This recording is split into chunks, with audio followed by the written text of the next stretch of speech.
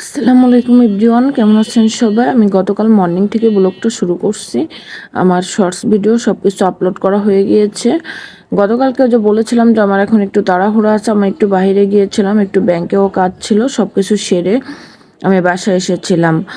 তারপর লাউ শাকটা আসলে রমজান মাসে আনতে চাইনি, তারপরও চাচা অনেক করে বলল যে মা নিয়ে যাও। আমি ভাবলাম হয়তো আমি শাকটা 20 টাকা দিয়ে কিনলে তার হয়তো একটু উপকার হবে।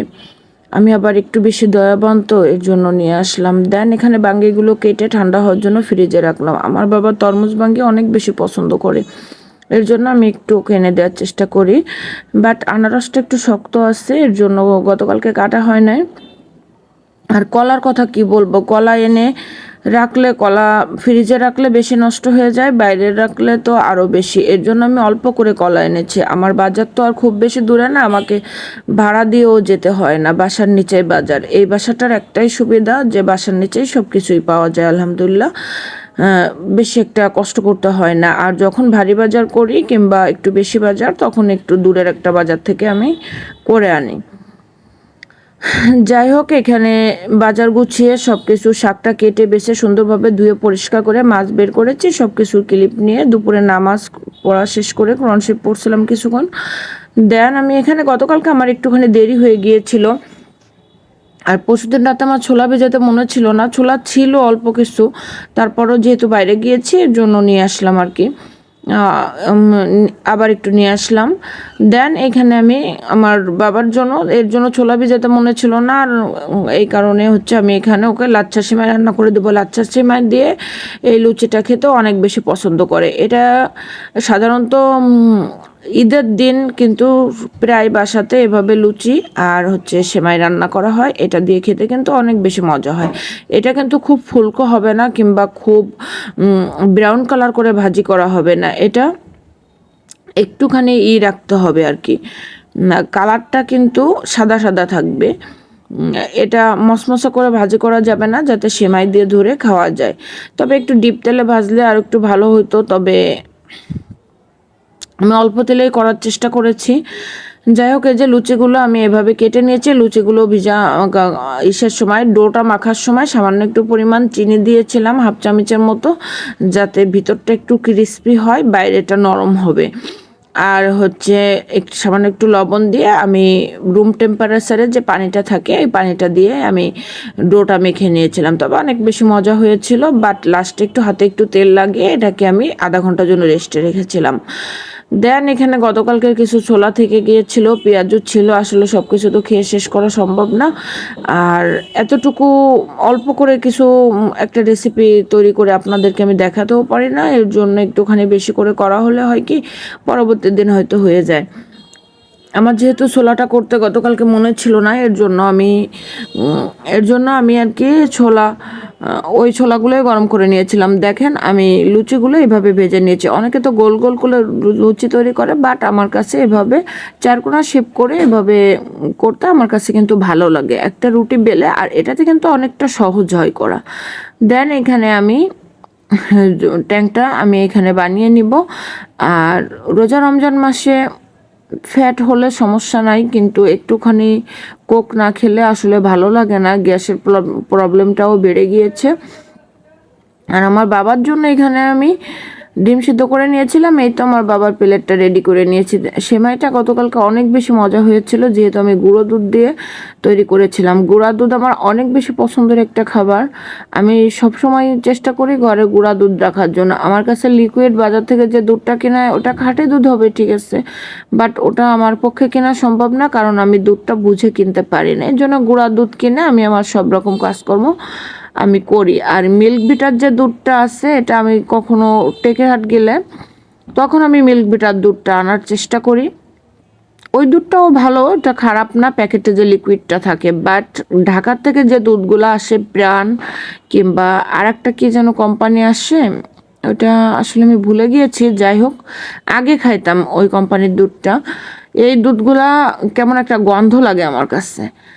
বাট টেকেরহাটে যে মিল্কভিটা কোম্পানিটা আছে ওই কোম্পানির ওই দুধটা হয়তো রেগুলার আসে, রেগুলার সেল হয়, প্রচুর সেল হয় তো ওই দুধটা, এর জন্য আর কি ওই দুধে আর কি খারাপ লাগে না খেতে, মনে হয় যেন একেবারে নর্মাল দুধই।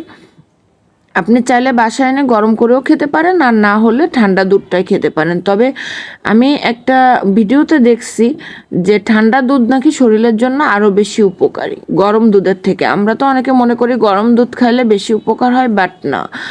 আর ঢাকা থেকে যে দুধগুলো আসে প্যাকেটজাত লিকুইড, ওই দুধটার প্রাইস আর মিল্কভিটা এই দুধটার ভিতরে প্রাইজও অনেকটা ডিস্টেন্স আছে। এটা প্রায় 30 টাকা কেজিতে কম, তারপরেও আলহামদুলিল্লাহ অনেক বেশি ভালো দুধ দেন। আমি এখানে ইফতারি সব কিছু রেডি করে রাখার পরে আমি এখানে লাউ শাক দিয়ে ট্যাংরা মাছ দিয়ে রান্না করব। যেহেতু রমজান মাসে আমি খুব বেশি একটা শাক খাওয়ার চেষ্টা করি না, তবে পুঁই শাকটা খুঁজছিলাম বাজারে, তেমন ভালো পুঁই শাক পাই না। আমার যেহেতু একটু লেট হয়ে গিয়েছিল বাইরে যেতে, এর জন্য আর কি আমি তেমন ভালো বাজার পাই নাই 11টার দিকে। তবে ভাবলাম যে নিচে একটু যাওয়া প্রয়োজন, আসলে আমি আগে এত বেশি নিচে যাওয়া প্রয়োজন হয়নি, তবে রমজান মাসে একটু প্রয়োজন হবে আমার, হয়তো কালকে আবার যেতে হবে। আমার 2-3টা বাজার আনতে ভুলে গিয়েছি। আমার বাবাটা আমাকে অনেক বাজারে হেল্প করে, কিন্তু রমজান মাসে আমি ওকে আসলে কষ্ট দিতে চাই না। ওকে যদি ইফতারির পরে কোনো একটা কিছুর কথা বলি, ও সেটা আবার 5তলায় কষ্ট করে উঠে দিয়ে তারপর আবার নামাজে যায়। আমি ছোট মানুষ, ওকে এই কষ্টটা আসলে দিতে চাই না, এর জন্য আর কি আমি নিজে একটু কষ্ট হলেও এখন 2-3 দিন পর পর আমার যে কোনো প্রয়োজনে আমাকে বাইরে যেতে হচ্ছে। দেন সব রকম মশলা দিয়ে মাছটা আমি কষাতে বসিয়ে দিয়েছিলাম ভালোভাবে কষানো হওয়ার জন্য। তারপর আমি ইফতারি শেষ করলাম, নামাজ শেষ করে, মাগরিবের নামাজ শেষ করে আমি রান্নাটা করতেছিলাম। আমি ইদানিং রান্নাটা কেন যেন আমি দুপুরে আগে রান্না করতাম, তারপর ইফতারি বানাতাম, বাট এবছর সেটা আর আসলে সম্ভব হচ্ছে না।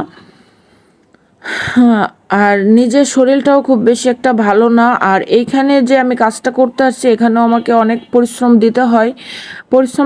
বলতে কি, আমার যে রেস্টের টাইমটা, সেই রেস্টের টাইমটাতে আমার ভিডিও এডিট করতে হয়, আমার ভিডিওর পিছনে আমাকে কাজ করতে হয়। এর জন্য আর কি আমার অনেক বেশি কষ্ট হয়ে যায়, আমি তো অনেকটা অসুস্থ হয়ে পড়ছি আর কি। আর যেহেতু রমজান মাস চলে, সেহেতু আমার বাবা তারাবি পড়তে যেতে হয়। আর আলহামদুলিল্লাহ আমার ছেলেটা 3 বছর ধরে ও খতম তারাবি পড়ে। ও নর্মাল তারাবি পড়ে আসলো তো 8:30 9টার ভিতরে বাসায় চলে আসতে পারে, বাট ও খতম তারাবি পড়ে রাত 10টা পার হয়ে যায়। সেখান থেকে যেহেতু কোচিং খোলা, স্কুল না হয় বন্ধ, কিন্তু কোচিং খোলা, প্রাইভেট খোলা, এগুলোর পড়াগুলো ওকে কমপ্লিট করতে হয়। আর ও যদি পড়া কমপ্লিট করে বাসায় এসে খাওয়া দাওয়া করে 11টায় বসে, কোনো দিন 12:30 1টা এরকম ঘন্টা 2 পড়ে, তারপর সামান্য একটু ঘুমায়। ঘুমানোর পরে আবার তো 4টায় উঠতে হয়। এভাবে আসলে আমার আর ঘুমটা হয় না। সকালে আবার 8টায় উঠে ওকে রেডি করিয়ে কোচিংয়ে পাঠাইতে হয় প্রাইভেট পড়তে, মানে অনেক বেশি একটা ঘুম যে কী জিনিস সেটা আমি বুঝতে পারছি না। তারপর আবার এই যে ভিডিওগুলো আপলোড, এই ভিডিওগুলো আমি যদি 8টা থেকে 10টার ভিতরে দিলে ভালো হয়, ভিউটা ভালো আসে আর কি। তা 10টা পার হয়ে গেলে সেই ভিডিওগুলোতে ভিউ একটু কম আসে। যাই হোক, এইভাবে আমি খুব একটা কাজের একটা প্রেশারের ভিতরে আছি। দেন ভিডিওগুলো এডিট করে আপলোড করে সব কিছু করার পরে আমাকে রান্নার জন্য প্রস্তুতি নিতে হয়। ঘরে আরও অনেক কাজকর্ম থাকে, সব কিছুর পিছনে আসলে আলাদা একটা সময় দিতে হয়। তবে আজকে ভিডিওতে একটা কথা বলে রাখি, এখন থেকে আমার সিম্পল লাইফস্টাইলের ভিডিও সবসময় সকালবেলাতে আপলোড হবে।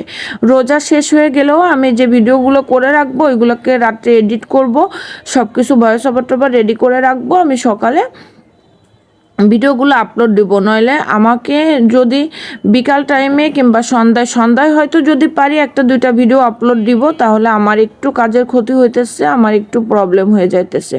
আসলে রেস্ট কী জিনিস সেটাই আমি বলতে বসেছি। শুক্রবার মনে করি যে একটু ভালোভাবে রেস্ট করব, বাট ওই যে অভ্যাসের জন্য মনে করেন আমার ঘুমটা ভেঙে যায় সেই সকাল করে। কি করব, কিছু করার নাই। যাই হোক, আর রমজান মাসে এমন একটা অবস্থা হয়েছে, মনে করি যে রাত্রে ভিডিওগুলো এডিট করে ভয়েস দিয়ে আপলোড করে সব কিছু করে রাখবো, যেটা যেভাবে আর কি আমি করব, চ্যানেলে আপলোড করব। বাট সেটাও হয়ে ওঠে না। আর গতকালকে আমি একটু উস্তে এনেছিলাম, করলা যেহেতু পাচ্ছি না এর জন্য উস্তে এনেছিলাম। উস্তাটা তেতো হয়েছিল না, একটু বেশি পরিমাণে তেল দিয়ে পরে তেলটা আমি আলাদা করে রাখছিলাম, এর জন্য একটুও তেতো হয়নি, অনেক বেশি মজা হয়েছে। আর আমার বাবার জন্য, মানুষের ছেলে মেয়ে, আমি বর্তমানে যে অবস্থা, আসলে লেখাপড়া বন্ধ করে দেওয়ার মতো অবস্থা। আমি দিস্তা খাতাগুলো কিনে এনেছি, যে রেডি যে খাতাগুলো, ওই খাতাগুলোতে আরও বেশি দাম পড়ে, প্লাস পেজও কম থাকে, যে কটা পেজ লেখা থাকে তার থেকে কম থাকে। এর জন্য এই খাতাগুলো আমাকে তৈরি করতে হবে। আমার 900 গ্রাম খাতার দাম পড়েছে 270 টাকা। এই খাতার আগে বাজার মূল্য ছিল মাত্র 150 টাকা। তাহলে মানুষ ছেলে মেয়েকে কীভাবে পড়াশোনা করাবে? আল্লাহ হাফেজ, ভালো থাকবেন সবাই, সুস্থ থাকবেন, আমার জন্য দোয়া করবেন।